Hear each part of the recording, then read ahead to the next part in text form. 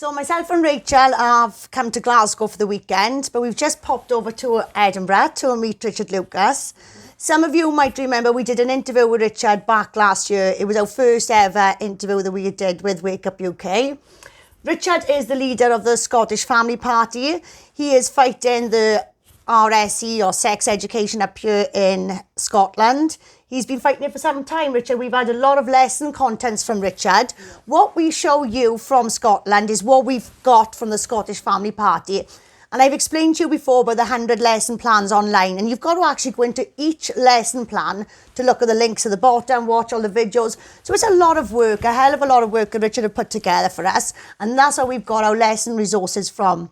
So Richard, should we start by talking about what's going on, basically, if you give a little bit of background information? Sure, yeah. Welcome. Oh, yes. Welcome to Scotland. Welcome to Edinburgh. If we go right back from the beginning, when the Scottish Family Party started, which is sort of 3.5 years ago now, the government was just starting looking at LGBT inclusive education, which means putting LGBT content in every subject at every age group. And that floated through the Parliament. Not a single member of the Scottish Parliament objected to it. And so we were on to that. And then after then, the Scottish Government published official sex education resources, which were just beyond the pale. I mean, you've referred to some of them. Some of the content, we were saying earlier, you just can't get people to believe it. It is so outrageous and just bizarre that any group of responsible adults would think, right, this is what children need to be shown. So they did that. But this is a favour, though. Because if you're saying, oh, we think this is what happens here, this is what happens here, people will say, oh, maybe that was just a one-off, maybe I don't believe it. But if the government puts it on a website and says, this is it, then that really helps us. So there's been that we've campaigned on. Just this last summer, they published new transgender guidance for schools that, again, is really appalling. So it explains how teachers should exclude parents from the whole process, keep secrets from parents, just affirm pupils, how the pupils can change their name and pronouns and gender in school without the parents knowing. The teachers are told they're not allowed to say things like, it's just a phase, even though it's probably just a phase. Really appalling, so we've had that. Then just a couple of days ago, the government's published some lesson plans for their LGBT inclusive education, which include like a maths question, a maths worksheet, calculate the area and perimeter of this rainbow flag, etc. And it's got like pride written on graph paper, calculate the perimeter of each letter, and this sort of thing. I have, I can I'll show them. There we are. Calculate the area and perimeter of the rainbow flag. And then we've got this one. And this is important because we've had a lot of questions about how can they bring this in across the curriculum, how are they going to fetch into different lessons. Well, that's a maths lesson, you know. What age is that for, Richard, do you know? It's primary school. Primary school. It's primary school. And now there's a massive issue going on now with this whole. There is an issue with the trans toolkit going on. I've read it myself, and it's section 7.3 is the confidentiality section, and that's the part that it tells you that the parents are not to be informed if the child doesn't want them informed. They can provide the child a different uniform. They can provide the child a different name. But what I'm really concerned about with Scotland, Richard, is the statistics of 4-year-olds waiting for transgender treatment up here. Have you looked into that? The only statistics I know with regard to that is that they've said 200 a year people have been referred to like the gender clinic, which the Scottish government says, oh, you see, it's not very many, it's nothing to worry about, as if 200 lives wrecked doesn't really matter. But that really is the tiny tip of the iceberg. The real damage is at it's in every school, every high school. I mean, speak to a high school teacher and say, you know, how many pupils in your school are transitioning?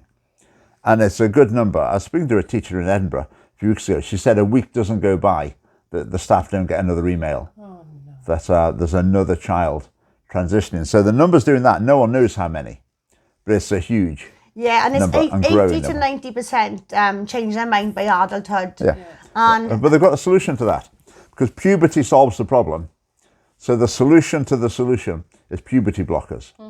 So you can inhibit the natural process that deals with the problem, so they can sustain the problem into adulthood. But by then they're sterile. So twisted. Yeah. Well, this is it. So the way I look at it is, we're told that this education has to come in to save lives. Well, if it's to save lives, we've got 80 to 90% of these children changing their minds. In my eyes, 80 to 90% is a very large proportion. It's pretty much the whole lot. And then we've got 40% of those then later going on to take their own lives. So we're actually losing half of the people that change their minds. And we're losing that half of people to suicide. So what are we being told here? I mean, the whole suicide thing is interesting. In these lesson plans they've come out with to do the LGBT inclusive education, they think the strongest argument they've got is that if you don't accept our philosophy, lots of people are going to commit suicide. And often the campaigners will come out, oh, when I was young, I almost committed suicide. They think it's their strongest card to play. No one can argue if you're saying people are going to commit suicide. But what they don't think about is the Werther effect, that the more you talk about suicide, the more people commit suicide. Yeah. So in schools, what they're saying is, oh, LGBT, or suicide. I mean, lots of people who are LGBT end up committing suicide. They get bullied, or their family doesn't agree with them. So they commit suicide. That's quite understandable, isn't it? I mean, it's so irresponsible. I understand what you're saying there about when you talk about it, it happens more. I'm from Bridgend, and years ago there was a thing there where a lot, you know, a lot, and there was people my age. Yeah. So, you know, I had to stop reporting on it in the end because there was deaths that weren't even accounted for on the media because it was just getting out of control, and because maybe someone had a drink and heard that they committed suicide the day before, their friends were doing it. And it was like entire groups of friends going. These were not people with additional issues as such. You know, there was nothing underlying there might have been some underlying issues in some of their circumstances, but they were partiers, they were everyday people. You know, there was nothing serious there, you know. Some of them were my friends. Yeah. But it's like that school in Brighton as well, isn't it? Is it 186 pupils? 176. Oh, yeah. But that was last year, and like I'm saying, last year it was 176 pupils, didn't know what gender they were. What's the figures this year? Just going back to the suicide thing, the other side as well. You know, so the Scottish Government's produced this transgender guidance. One of the pages is like a poster, an infographic thing. And it's got comparisons between supportive and unsupportive parents. And we know what supportive means. Supportive means the parents say, we think that's wonderful, you've changed gender, we'll get you new clothes, we'll all call you this. So that's a supportive parent. An unsupportive parent is a parent who says, well, maybe we should slow down here. Yeah. You know, we don't think that this might be the right path. Let's just have a talk about this. So they've got these statistics. They say with supportive parents, 4% of transgender young people will attempt suicide. With unsupportive ones, 57%. So the message is, do it our way, or your kid's probably going to try and kill themselves. Yeah. Just total blackmail. You can understand how a lot of parents facing this really difficult situation, they're presented with that, and they're just terrified. Yeah. And they think, oh, we just have to do it. But the research that's based on, 10 years old from Canada, a transgender campaigning group, just getting people from the website to know the right answers. If you fill the form in, you can get 3 of your mates to fill it in as well. Yeah. It was only 70 or 80 people. I mean, it's got no credibility at all. Absolute rubbish. And yet it gets through all the MSPs, the civil servants, to be in a government document as evidence for their education policy. And it's pitiful standard of debate. Absolutely. In the Scottish Parliament. That's where we're at with it. We're actually going into their statistics, where they're coming from, who they've surveyed, and it's all highly manipulative. You know, it's back of the envelope stuff. These campaigning groups, I mean, they need to get statistics to keep justifying their existence. So they'll just put something on their own website, on their own social media, invite people to do it, and they get these meaningless numbers. But they just get reported in the media, they get quoted in endless debates, and this is very one-sided as well, because their target audience is completely LGBT, and there's no one from any other kind of background there at all, is there? They're always saying, such and such a proportion are bullied. You think, well, what proportion of pupils in general would say they're bullied? And it's just... But I haven't found a study to support that. Every study I've found regarding bullying comes back to single-parent families. It's those are the children that get bullied. It's those are the children that underachieve, and those are the children that have high crime rates, high drug abuse. those are the group of people that we should be protecting and looking at, because that's where the problems really are. I still haven't found a study, that actually says. I mean, with the bullying of transgender, if you imagine your primary school class, 5 and 6 year olds, a boy comes in wearing a dress, what's going to happen? What are the other kids going to say? Some of them inevitably are going to say, what are you doing? Yeah. Dresses are for girls. That's really weird. Now, I happen to think that response is actually healthy, and that's a way that, I don't know, within the children, they sort of keep each other on track in their gender, I suppose. But that would all be recorded as transgender bullying. Yeah. And the child would be encouraged to see that as transgender bullying. You would be called transphobic if you said it as well. Even though I would say it's a natural, even, maybe it's insensitive to say it. If as an adult I came across someone like that, I wouldn't say, oh, what are you wearing a dress for? That's not. No. But children just come out with, but that is what I'm thinking, mind you. Yeah. I'm thinking, that's women's clothes. You shouldn't be wearing that. Yeah. But children just say what they... Yeah, they do. They are innocent. They say what they see, and they accept what they're told as well. This is the issue from age 4. I mean, there's a whole generation of children now going to grow up, go through the education system, and these things are just going to be like second nature to them, normal. Yeah. And it's completely not normal. The emphasis is taken off their education and being good citizens, and it's all put on a sexuality and what their preferences are at 4 years old. Yeah. I mean, I wonder, eventually we can hope that teenage rebellion is going to emerge. I mean, we already hear school people saying they're fed up of it being rammed down their throats. Yeah. And there's a bit of rebellion. I mean, there's someone put on Twitter the other day, it said his 14-year-old daughter had said in one of her classrooms at school there were 11 LGBT posters in one classroom. Oh, come on. And we've had other young people get in touch. They send us photographs of notice boards and things, and they're pretty fed up of it. Really... But they are frightened to say so. Yeah. In school, I don't know if you remember the video, it's maybe a year or so ago, of a Scottish lesson. Someone filmed it surreptitiously. And one of the boys said he believed there's only 2 genders. Yeah, he got kicked out. And the teacher threw him out. What happened subsequently was he was suspended from school for filming the lesson. Apparently, you don't really get suspended for filming. But anyway, they suspended him. But ultimately, he was kicked out of the school. Wow. On the say-so of Education Scotland, the government education agency. They were involved, apparently. And he was kicked out, had to go to another school. I find it mind-boggling in an age where the government is telling us to follow the science, it's completely cast aside. Yeah. Where sex and gender is and concerned. we're speaking about inclusion, but we anybody that's religious hasn't got a say in it. Anyone that's disabled isn't even considered in it. No. And this is an issue which is close to my heart, because I've got a son with autism. So I've got a brother with autism. My entire life has been about autism. And a lot of these children transitioning are female children with autism who are naturally late diagnosed anyway. They very often go into adulthood without a diagnosis. I feel, you might think I'm taking this personally, but I feel that this is an attack on their delicate minds. Yeah. My son has never felt... Decision making. He's never felt like he fitted in.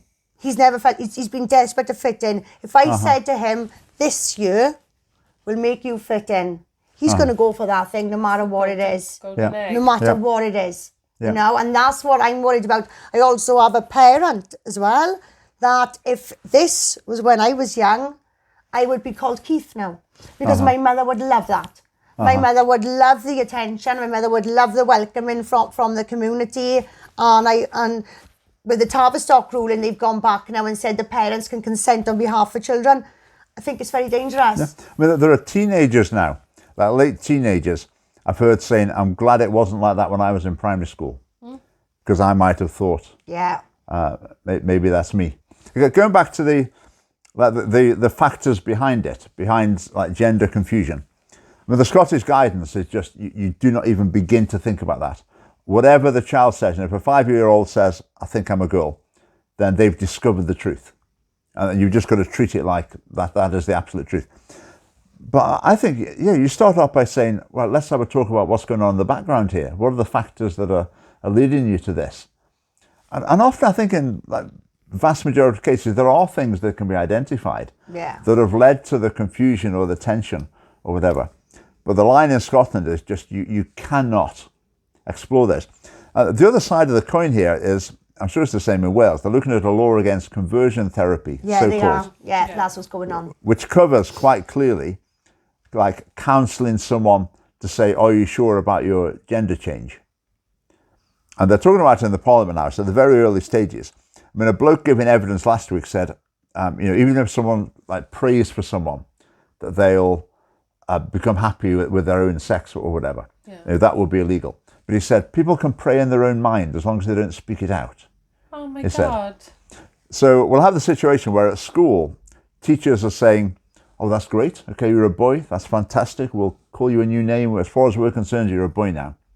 And if mum or dad at home say, oh, but you're not really a boy, come on, let's talk about this, then they've broken the law. And the child will know that that's because the schools will be telling them, as soon as this law's in, that'll be taught to young people. They'll say, if anyone says to you, are you sure about that? I don't really think you're a girl or whatever, then they're breaking the law. I wonder sometimes as a parent, who I've actually had children for. Did I have children to build a family? Or did I have children for the government to raise them for me? Well, that's the thing. I think the difference is between seeing children as primarily part of a family. Yeah. And the politicians deal with the family, and the family looks after the children. Mm-hmm. And the children grow up with the family. The other view is to see children as just like a citizen, a unit in the state from the very beginning. Yeah. Okay, it so happens that parents think they've got some special responsibility, but they're not really too happy with that. They don't trust them. They might not be teaching the right messages, or they might not be quite doing it right. So the government really needs to be getting in as much as possible to get a direct relationship. Well, I've actually seen in documents as well, in the sex education documents, about how they need to get in young with the children because they're so impressionable between the age of 4 and 7. That's when that's the time they can undo the parents' values. Age, isn't it? You know, they can undo the parents' values. And I'm from a background where you support people, you celebrate difference. I don't want to be the same as everyone else, Richard. You know, I don't want to be, don't want every child taught the same, don't want every child, we're all different. And if you are different for a certain reason, we can support that. We can support individuals in their individuality. This whole blanket teaching, we're giving children information before their time, information they're not ready for. We only give children what they ask for, you know. And going back to this whole conversion therapy and things like that with these new laws, what we've got in Wales now, we've got the hierarchy of rights, go children's rights, then we've got the sexual and reproductive rights, then we've got parental rights. So like the sexual and reproductive rights, this is where all these the trans toolkits and all that come into it and everything. But our government is desperate to hide that from our people. We included it in our petition, our government removed it. Well, parental rights, let me tell you about the thing in Scotland. The Scottish government proposed a redefinition of child abuse a few years ago, a couple of years ago. It seems like, well, nothing's happened with it in the meantime. I don't know if they've got cold feet, but it was really bizarre. It included things like make a child feel that their opinions are worthless. Make a child feel that they're not listened to. Things like that. I mean, completely nuts. But the reason I bring it up, as part of the documentation, said part of updating the law should be that they change the phrase where it says parental rights and responsibilities, and they want to change it to just parental responsibilities. They want to cut out the very concept of parental rights. Now, you would think that should be an incendiary political issue. The opposition party should be all over that, saying this is totally outrageous. What are you doing to parents? But they don't notice, they don't care. Are the media not interested? It's like being in a parallel universe at the moment where everyone's walking around being hoodwinked and they're just sending their kids for free childcare. Yeah, that's every day. Because they don't care. They're too scared to question it in case they lose their free childcare. It's frightening. I think a lot of parents just don't want to rock the boat. And they also worry, if I go in, I end up with a meeting with the head teacher, am I really prepared to argue my case?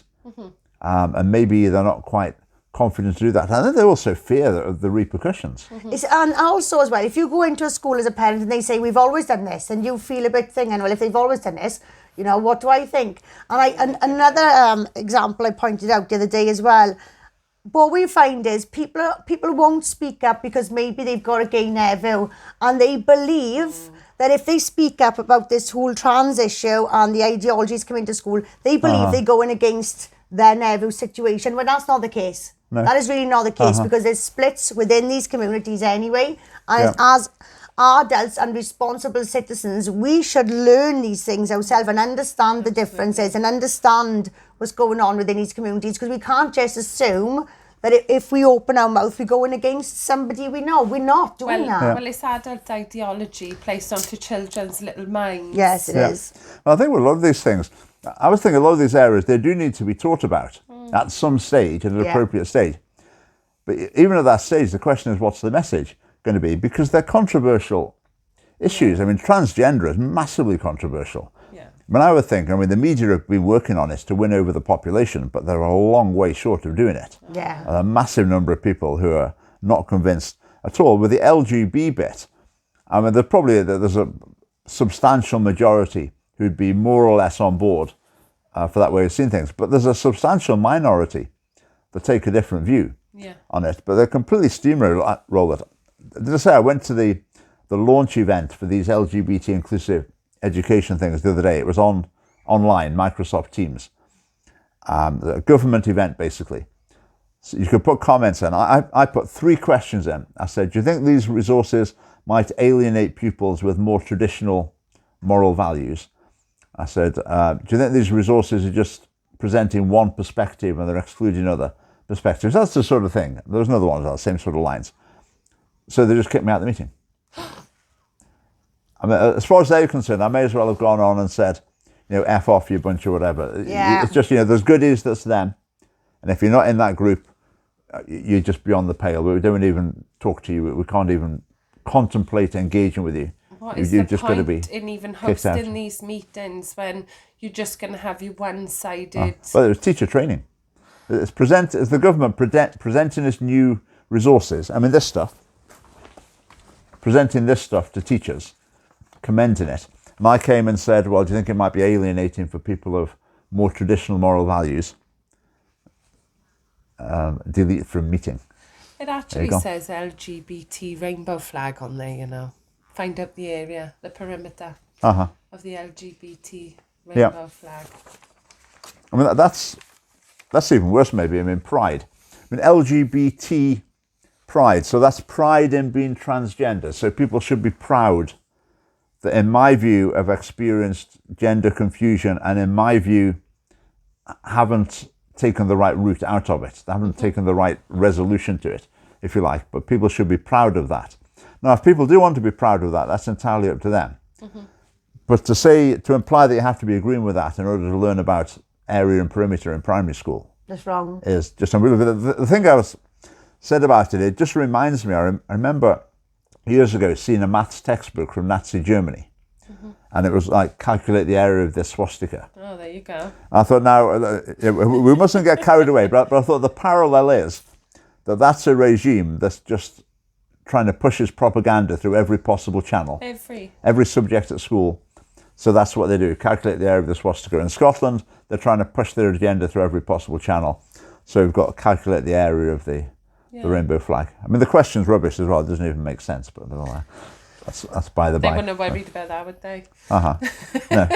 No. You spoke about the conversion therapy up here, Richard, and you'd say you don't know what it's like in Wales. It's exactly the same all over the UK. We're all in this, but it's staggered. We're all headed for the same place. And for us to believe that we do have this devolution of powers, we're just being naive. We really are. This was brought in, all this was signed up to on the 1st of March 2017. The 5 select committees, including Southern Ireland, all signed up to this. We got the documentation to prove. Right. So we're not different at all. None of us are different. We're all headed to the same place. But obviously what we've got in our country, we haven't had the lessons as intense. They have come intense recently, the last couple of months. The second they voted for this curriculum act, the following day we had the emails. So the lesson content is not very intense at the moment, but we have this legislation, it's from age 3 to 16 with no parental opt-out. They've been messing with policies in England, remove this policy, remove that policy. We need to get rid of it altogether. So there's no parental opt-out, even for primary school? Nothing. Nothing at all. Right. I mean, that's, it's not very often you hear me say this, but that's worse than in Scotland. Well, our mandatory subjects are English, Welsh, RVE and RSE. Those are our 4 mandatory subjects. Since we've incorporated Welsh into the curriculum permanently, our attainment levels have gone down. You know, we now our government won't employ us unless we learn Welsh within 2 years. That's exactly the same as the English putting the Welsh note on us. There is no difference there, you know. So we're being forced into situations which, you know, all the time. And it's always the government. And like you said about the SWAT sticker, well, this is exactly the same with the Welsh language on the knot. Are we actually making progress here? I don't think we are. Yeah. They ignored 3 consultations from the Welsh public, even though they said that they had actually corresponded and spoken to parents. There's no evidence. We can't find who these parents are. Oh, we've got a great organisation in Scotland called the National Parents Forum of Scotland. That's the one where I had the meeting where they were trying to snatch the microphone from me. Oh, yeah. That's the National Parents Forum of Scotland. Their job is to represent the views of parents to the government, but it's a government-funded body. I mean, it's an absolute joke. So they're just continually, they're just like wasting money. Pass on the government's press releases. Yeah. And then the government can say, oh, look, you know, the parents are for it. I mean, this stuff again. So the National Parents Forum for Scotland put out a statement saying, you know, we collaborated with the government in producing this and we welcome it. We think it's great. It says time for inclusive education, I just see So, as well. Yeah, that's the campaign. So if that is the inclusive education, have they gone to calculate the area of ASD or ADHD or global delay or no, because it doesn't matter. It's not a buzzword right now. no, it's not, is it? It's not, and that's I mean, this campaign, Time for Inclusive Education, that was just a couple of blokes started it, apparently a grassroots movement. I wonder if it really was as grassroots as it appeared. But they're treated like royalty in the parliament. I mean, one of the blokes who got the classic story, I nearly committed suicide. You know, my teacher said this, that and the other to me. In fact, I mean, it's quite a tale actually. I mean, he used to go around telling the story of the terrible things Mrs. Gallagher said in class. And it so happens that Mrs. Gallagher is a member of the Scottish Family Party. And she didn't say all those things. I mean, I remember hearing him saying that what his teacher said. I thought, there's no way a teacher would say that. I don't believe you that happened. And he's just sort of making it up. But the MSPs literally treat them like royalty. They're like saints in the Scottish Parliament. Anything they say, they'll do. And there's now the campaign for a conversion therapy ban is very, very similar. You know, the front man again, I almost committed suicide when my parents did this, that, and the other. Half of you thinking, I don't believe it. Half of you thinking it's disgraceful that you're willing to speak about your parents like that. But they just come out with a line that they know is going to work. Yeah, we've been conditioned to think and feel these ways. I mean, it's probably a little bit off subject, but you've only got to look at programs like Britain's Got Talent. At first, it's not about the talent of the person anymore. It's the sob story that comes before it. You have to really think, oh, poor person. And then the next thing you know, you're endeared then to their cause. Yeah. It's absolutely ludicrous. Yeah. The schools are becoming therapy centres. Yeah. In Scotland. In Scotland, we're on the way towards abolishing exams. I'm not sure there'll ever be exams in Scotland again. We'll have to see. They cancelled them for coronavirus, but there'd already been pretty powerful movements saying we should scrap exams altogether. The teachers just make the grades up. And there was something that came out just recently saying that their schools they were looking at ways they could start assessing happiness and confidence. So you could grade people on that. And for years, as Scotland went down the international league tables for literacy and numeracy, the government, the response from the teaching establishment was, but there's other more important things, like being confident and effective contributors and all this sort of just vague nonsense that you can't measure. Yeah. That's what it's all about. But the therapeutic side is just totally out of control. The message to young people is basically, we really think you probably won't be able to make it through this week, the traumas of this week, without a counselling session with someone. because I mean life is just so difficult. And if a pupil says, "Oh, I'm stuck with this," the response is always going to be, "Oh, don't you worry about it. Oh, how can we support you? Oh, I quite understand." For a teacher to say, "Oh, come on, get on with it. You can do that. Come on, of course you can do it." For a teacher to say that, you'd be really worried. You'd be thinking, I'm going to get into trouble. Hope no one's listening. Really? Hope the pupil doesn't report me. Wow. For this. I mean, just getting more and more. That's encouragement. Extreme. That's actual encouragement. Go on, just give it a little try. You'll be fine. I'm here. Yeah. Try. I heard a story from a teacher where the teacher was explaining what to do, and the class kept asking questions. So eventually the teacher said, "Okay, that's fine. Just everyone make a start. No more questions now. I'll come round the class, and if you want some help, I'll give you some help." So one of the pupils went home. Teacher said we're not allowed to ask questions. So the parent complained, and the teacher ended up being disciplined, even though they explained the whole story, for saying, "No more questions now. I'll come round." And so they quite easily just put their hand up and said what they needed to say. It's all just falling apart, isn't it? It's a string of stories like that. I mean, it's just there's a story in Fife a while ago. A female teacher got stabbed in the neck by a pupil with a pencil, a 16-year-old pupil, and a union representative was asked for a comment on it in the newspaper, and he said what should happen in these situations where a teacher's been assaulted by a pupil is they need to sit down and rebuild their relationship. Oh, wow. They need to make friends again. She was stabbed in the neck. Stabbed in the neck with a pencil. Come on. And they so as far as the union was concerned, the problem was that they'd sort of fallen out with each other. And if they could just smooth things over and shake hands, then they could be friends again. It makes you wonder how these people are in these jobs. Yeah. It's like I feel like taking my car to McDonald's for an MOT. The service we're getting from people in these places, it's... I'm sure a lot of them don't believe it. If the tide changed, they would just go with it. Yeah. They'll just go with whatever they hear on a training course, whatever the people above them are saying.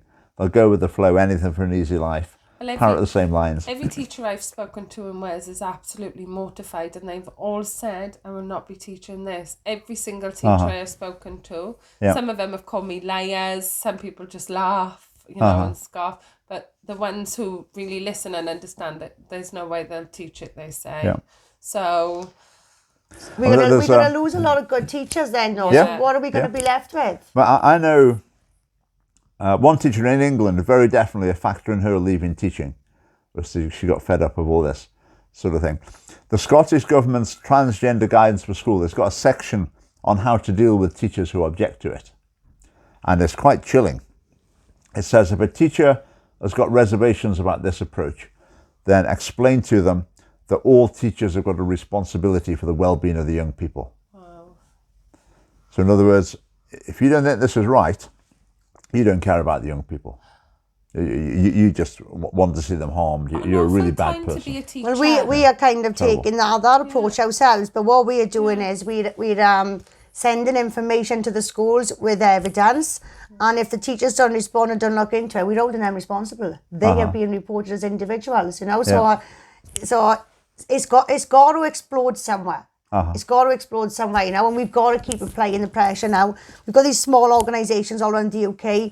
They're not giving any of us airtime. We won't get airtime because we've got the answers, and they know we've got the answers. Yeah. So how do we get around it, Richard? What is the way forward? Yeah. I think communicating is difficult because the main channels are not open, but we can still reach more and more people. Mm-hmm. We're looking at doing a bit more like school gate leafleting. We're updating our leaflet for that.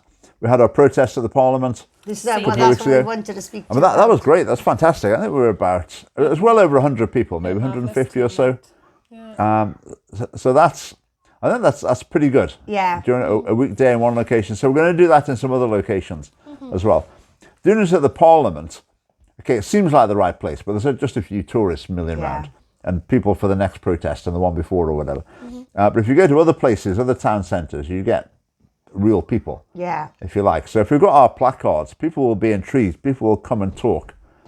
So we're just trying to raise awareness like that. I came up last year, and while I was taking the children to the parks in and around Edinburgh, I was speaking to some of the parents, and they weren't even aware of any of this at all. So, you know, that was only a year ago. Obviously, we've been in lockdown again, and so there's lots of people who still don't know. Yeah. I think leaflets at school gates is a pretty effective way of reaching large numbers of primary school parents. Yeah. We can't really think of a better way to do that. We're all set to do it before lockdown, and then we have there's been some complaints about parents by the gates with us. So what the advice I'm giving to people is, don't be in the street of the school. Use the path they use to walk. You know, people use their own ways to school, and a regular path they use, which is the next street away. Because we have had incidents where the teachers are reporting it. They've been pulling down our leaflets and all sorts. But we've also had teachers as well that have intentionally refused to share the information with the parents about the consultation. I have this recording of this head teacher. This head teacher knows what's in the documents. The head teacher knows where it comes from, but they've produced some brilliant documents. You know, because they've produced some brilliant documents, it's fine. We ignore those bits. So we got people who safeguard children saying, we'll ignore that bit. Where children are concerned, if one thing's wrong, it's all off. But we were doing leafleting once at a school. The head teacher came out just to see who we were. And we showed her the leaflet. She had a look. She said, oh, I know, it's terrible, isn't it? Well, we're not going to have that here. It was all very much under her breath. She wouldn't go public. She went public saying that, so she'd probably be out of a job. But But this is it in Wales. We're actually working towards a deadline now. This education, even though it's for safeguarding the teenagers, is to protect against teenage pregnancies. It's actually starting, the deadline for 3-year-olds is 2022, September. So it's all going into place now. The deadline for the 3-year-olds to have it all across Wales is September 2022. The deadline for the comprehensive children was 2025. It's been extended because of COVID. So considering this education is for the teenagers, for the suicides, the pregnancies, the STIs and everything else, why are they starting with the 3-year-olds? Well, I think it's about delivering a message. For the nursery curriculum in Scotland, it's all about families come in all different sizes. Family can be 2 dads, 2 mums, just a mum. And one of them are 2 mums and 2 dads. Like, I mean, not quite sure how is that talking about co-parenting? Oh, polyamorous? I'm not quite sure, but all of that's there, right from the 3-year-olds. Then as soon as they get into primary school, from 5-year-olds, they're talking about artificial reproductive techniques. So how do you make a baby? You can do it this way, or alternatively this way, or this way, all given equal billing. That's like the last route for people. Yeah, so they're absolutely getting that in from the very beginning. And it's also a very heartbreaking and soul-destroying route for a lot of people who are trying to conceive children. You know, and we throwing this onto children as if it's an option, when really it's not. Somebody that actually goes through that, I've got family members that's gone through it, and it's a lot of heartache, it's a lot of money, and we shouldn't be teaching. Yeah, I mean, they're presenting it as basically to have children. Just anyone can have children. Some people try and define infertility as just a person who wants to have a child and can't. So even if they're a single person. This isn't the situation, but some people want it to be the situation. So if a single man goes along to the NHS and says, I'm infertile, I want a child, then their job is, okay, right, well, we need to cure you of your infertility by providing you with a child one way or another. So they're aiming for that sort of culture. Yeah. They're completely relativizing natural family life. And at such a young age, that's really insidious. Yeah, I mean, normal family life is not even given any you know, a man, a woman, a couple of kids, a dog. It's out of fashion now. Yeah. I'm not promoted at all. No. I'm a one-parent family, and I've been a one-parent family most of the time. But I'm quite educated, so I know the statistics. I know what it does to children that's not in these family situations. Why was I never taught that? Why are my children not taught that? Yeah. Why is that not explained? Why is it not explained that children need role models? They do need these male role models in their lives. Why is it not explained that children do better in these situations? Well, there's a whole mountain of facts that are missed out. The whole sex education. It's like with that early and promiscuous sex. a mountain of evidence about all sorts of consequences, longer term consequences. I mean, a really fundamental one is like the more sexual partners someone has, the less the probability that they're going to have a stable relationship in the future. I mean, that's a really important thing to know when young people are making their decisions. And the other thing is that the statistics relating to marriage and relationship stability, like a massive gulf between married couples and unmarried couples in terms of staying together. That's a really important fact. If your philosophy is teach them the facts so they can make their own decisions, but they always claim that that's what they're doing, but they miss out all these huge facts. And the other facts, more controversially, I mean, like transgender, that the negative outcomes associated with that. Also with like LGB relationships as well. Mental health problems, relationship instability, addictions, physical health problems. There's a whole range of things that people really need to know about and they don't. as they're making decisions. I mean, there was something published a couple of years ago in The Guardian. Some research found that more than half of 16-year-olds said they weren't exclusively heterosexual. Yeah.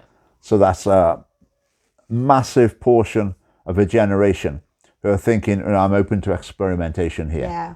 And let's see what the future holds. I might go down that path. I mean, they need to know. There's also They need to know. dangers involved with it as well. So early sexual activity for females, their cervix isn't matured. That puts them at greater risk of STIs, cancers in later life. But we're being told that these children need to be protected from that by being taught sex. It just doesn't make no.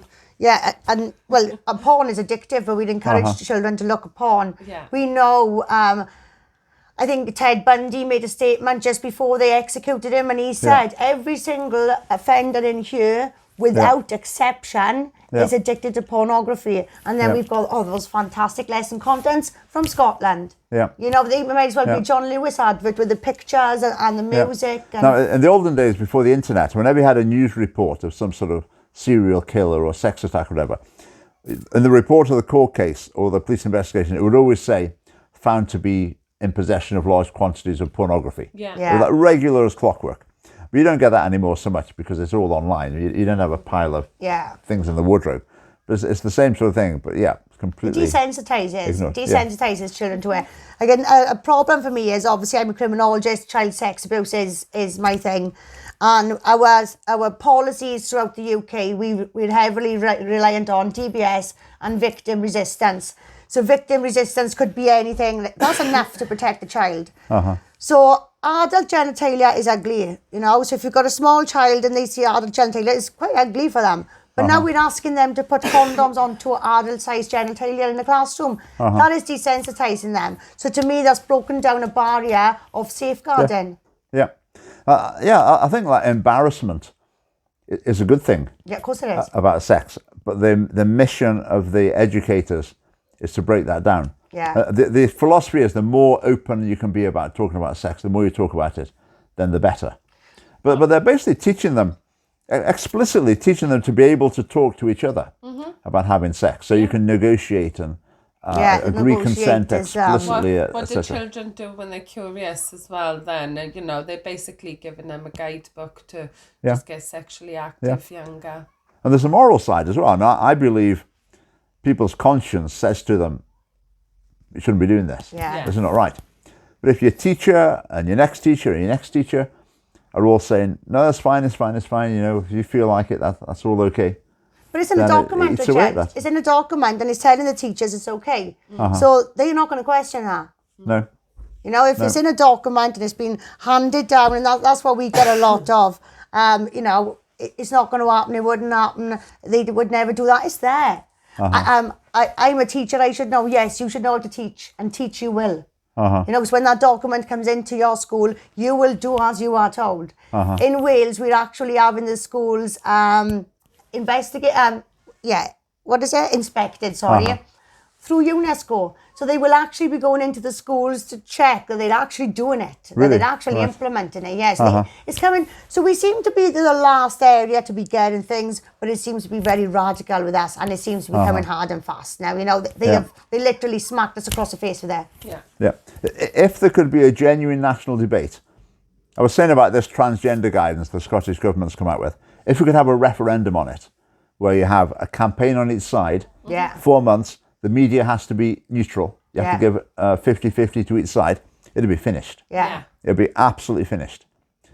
But that's like a failure of democracy. These things are kept off the agenda. Yes. The Scottish election in May, none of these things there at all. As soon as the election is done, like assisted suicide straight back on the agenda, transgender guidance published, LGBT inclusive education lesson plans. It all comes flooding out as soon as the election is done. Then they do all the controversial things in the first half of the Parliament. And then, the year before the election, they sort of let that all settle down again. Forget all that. Let's have the election. All that's completely off the agenda. And the media collaborates with that as well. They don't like bring a it into puppet show, then. Yeah. They have the election, then all these things are back on again. Wow. So we're just trying to say to people, if you keep voting for these people, this is what's going to keep happening. Yeah. And whichever party, like the Conservatives, like with the transgender guidance, a couple of them have said, oh, this cutting the parents out is wrong. Mm-hmm. Okay, which is absolutely right. But they won't say this whole message. Yeah. It's just wrong. They shouldn't be teaching this. But they are not confident either. They are being told that this has been done through research, through surveying, through studying. Yeah. And these teachers don't have the knowledge to question it. No. Yeah. They're being told that this is what they've done, this is what they... And how many teachers have we pointed to the reference hyperlinks and they don't even look? Yeah. They don't even I did have a really good thing with a lady from North Wales, she had come on to our group and this is a load of rubbish. She said, I have been teaching RSE for 20 years. I use UNESCO. I'm a registered nurse. I'm this, that and the other. So I went on there and I ripped her apart. Obviously, I'm child sex abuse and safeguarding and things like that. And like I told her, don't you dare tell these people that this document safeguards if you know nothing about perpetrators of abuse, you know nothing about models of offending, barriers to disclosure. How dare you stand there and say your safeguards? You can't. Yeah. I mean, I had a conversation with someone. It was a church leader, actually, and I'd said the Scottish government promotes pornography. This is on the basis of the video that says, have fun with pornography. Pornography is great. If that's not promoting, I don't know what is. So I only say that to promote pornography because I'm absolutely dead certain that that's completely justified. And if someone wants to hear why, I'll tell them. So I said that, but he came and he said, oh, I didn't like when you said that. He said, it thinks that's an exaggeration.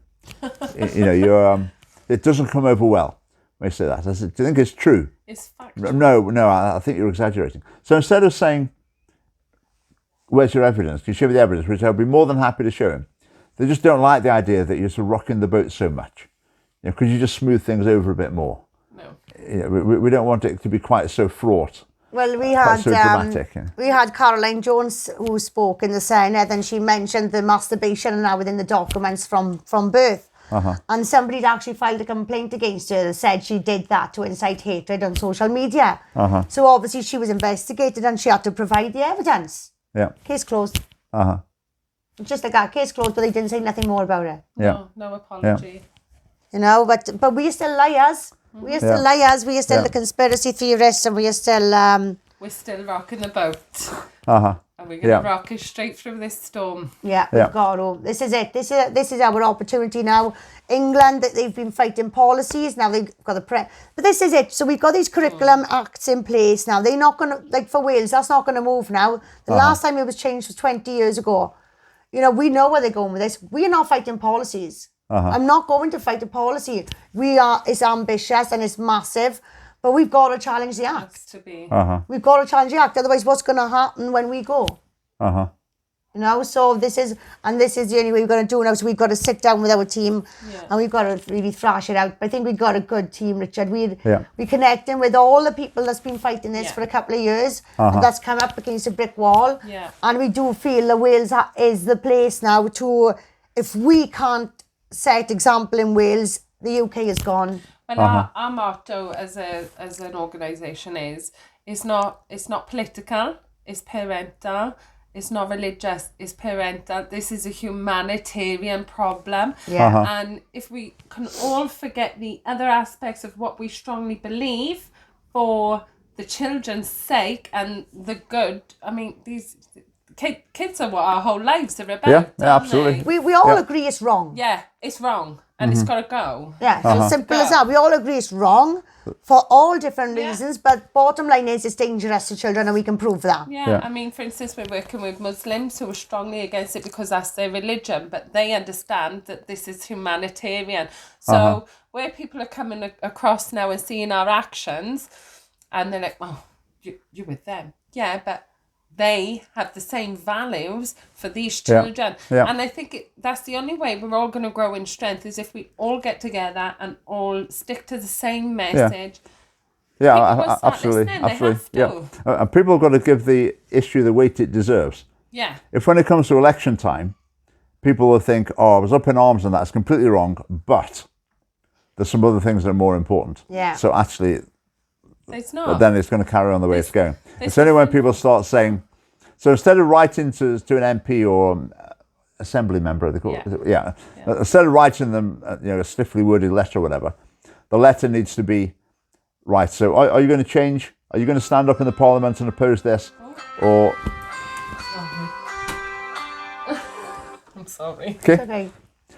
So, with an assembly member or an MP, instead of the letter saying, would you please change what you're doing? I think the letter needs to be, right, you stand up in the Parliament or the Assembly and oppose this, or your party's got to have a policy of opposing this, otherwise I'm just never voting for you, or your party. That's the only message that really gets through. Yeah. We tried that. In politics. Yeah. We tried that. Like I said, I've mentioned Caroline Jones. She got in last time with 23,000 votes. This time, because she was the only person that spoke up against RSE, there was people out voting for her that's never voted before in their lives. Guess how many votes she got? How many? 1,000. Was that in her constituency? That was in her region. So it's in her region. So there was 240,000 homes in our region, and she had 23,000 votes in the first 5 years, and she ended up with 1,700 votes this time. So she was with a party before? Yeah. Which party? She was at the UKIP then. Right, And it was all the Brexit thing, wasn't it? But she didn't, so she thinks that nobody went out to vote for her, but every single independent lost their seat.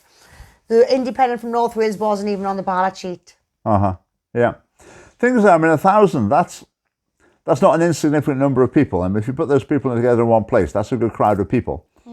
I just think there's no alternative. In a democracy, that's where the power is, ultimately.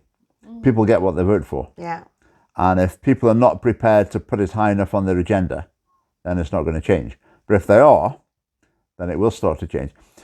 Because the other parties are influenced. People will see that 1,000, the other parties will see that 1,000 votes. And they might think, okay, 1,000, not too bothered, we don't need to worry about that. If that was, say, 3,000 or 5,000, they'd probably think, right, we're losing a few too many here. What can we do just to try and get these people back again? So let's have a look at this issue. And the thing starts shifting over. Yeah. But ultimately, as I say, I think election day is what counts. And if people can't be persuaded for it to influence their votes, then it's not going to change. But it's an uphill struggle because, say, the media is not interested. The current political parties just want the issue to go away because it's too controversial. Yeah. But the governments keep doing us a favour by giving us more and more ammunition, more and more outrageous material to present to people to wake them up to it. And that's what's happening. People just don't believe that this is government documents which they're actually passing out for the teachers to use as resources. Oh, we've actually been told that we're misunderstanding them. So what we're waiting for now is we're waiting for 3-year-olds to come home and explain it. So... Because we are misunderstanding this. We're waiting for 3-year-olds to come home now and they can tell us all about it. 10, 11, 12-year-olds now, they're getting used to this kind of talk. Is in every aspect of their social lives. Children love TikTok. They love all of the games. Even YouTube. I've even seen on Roblox you can have a rainbow, LGBT chat and so it's already in this social scene and it's already on their radar. So they're all a little bit like, do we talk? Do we say?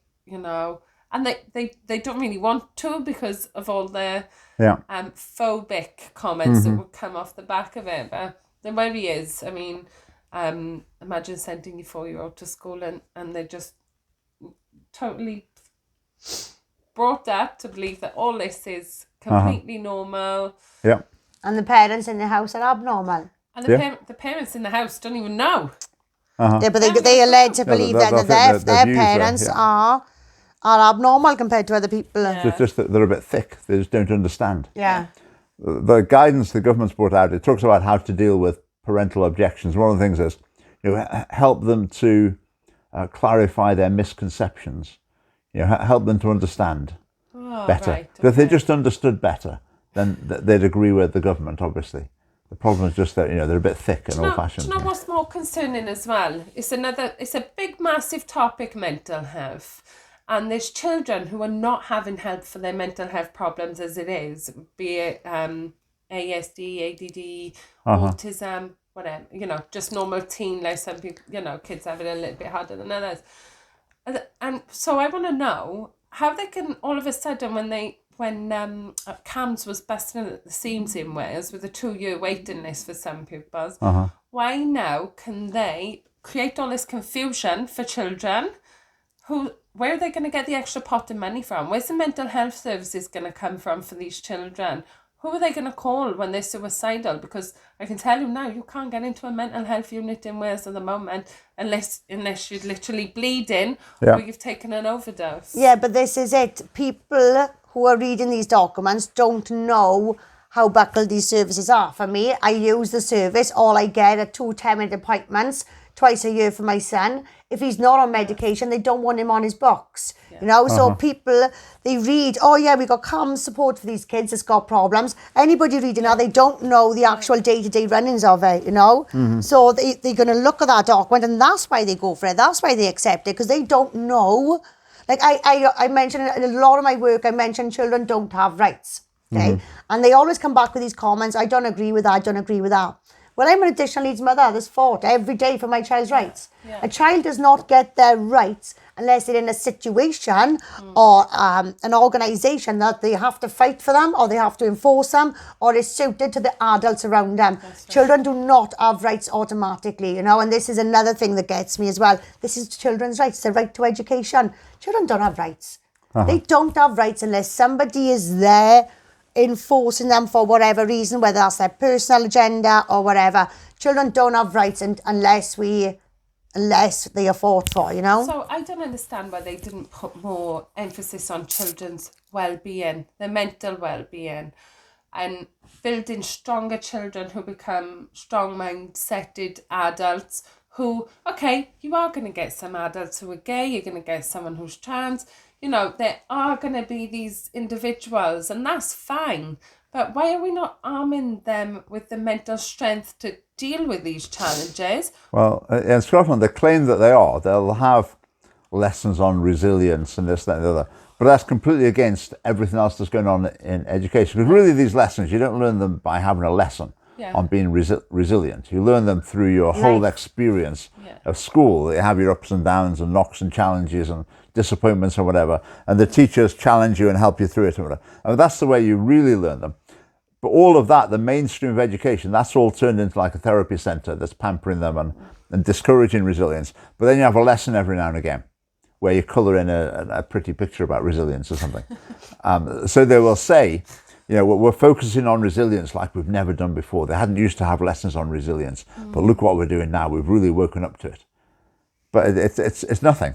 No. And they've actually taken away the genuinely character-building aspects. So what of education. Essentially what they're doing is they're trying to take what life skills you would learn or life lessons you would learn, and they're trying to put it incorporated into a curriculum when we all learn naturally at different stages for different reasons, Like bereavement, we all have to go through bereavement, but we're not all going to experience it at the same time. Sometimes a child will have to experience it, or an adult has to experience it. You're not going to get that in a lesson. Well, that's a classic case. I mean, they have bereavement lessons in Scotland, part of the curriculum. And I heard of a teacher once who was telling a story, and he was really proud that someone more than one pupil in his class started crying in his lesson about bereavement. And you think, did that really gain anything? No. The other with bereavement, I just think school push off. We'll deal with that in a family. Yeah. Where we want to. We don't want the class, the teacher, giving their philosophy of it, telling you how you should respond or how you should feel or whatever, ready for it. That's family business. Yeah. Just leave that alone. Yeah. I mean, people say that they're basically swapping. The school's trying to do what families should do. Yeah. And the families having to do what schools should be doing. Yeah. Because they're not teaching them to read and write and do maths and things No, they're not. very well. So that's what families are spending their time doing. Yeah. While pupils are talking about bereavement and family relationships. That's absolutely correct, actually. You find a lot of parents looking for additional tutors for their children. Why do they need additional tutoring if they've spent the last 9 years in school? Yeah. Yeah. So why do they need additional tutoring? They've been here for 9 years, you should have done it. Yeah. Yeah. Yeah. The school system's completely broken, and it's turning into a farce now, actually. And I'd like to think that more teachers are going to stand up and they all need to stand up together, don't they? They have to. It's difficult because you've got an older generation who are probably, they'll sit in the corner of the staff room saying, this is all a lot of nonsense, but I've only got 3 years to go, whatever. I'll keep my head down and go. So you've got those ones. You've got the young ones coming in who generally have just been fed a completely different way of seeing things. They've taken that on board. That seems completely normal. Everyone who's at the top, who's climbed the career ladder, has said all the right things to get there as well. Then you've got a lot of teachers who they'll hear things and they'll think, oh, no, I'm not quite sure about this, but they're not going to go away and read a book about it or research or put together an argument ready to say, hang on a minute. Yeah. So they'll sort of go with the flow as well, and you can sort of see how it happens. Just the momentum builds up in the same direction. The stronger it gets, the less willing people are to speak out. There's less resistance, In isn't there? primary school, you're leaving your children with these adults for 6 hours a day. I think it's up to the parents to actually demand do they pay attention to it. Why would you send your kid to school for 6 hours a day when that's what they're learning? That there. Yeah. I'm going to say now, just so I can knock the thing off, and I'm just going to say, well, Richard, thank you very much. No, thank you. I enjoyed our chat. Thanks for coming. Thank you for having us. Keep up the good work. Yeah, well, we're here, so we might as well pop over and see you. But let me just shake your hand. Thank you very, very much, Rich. Right, thanks.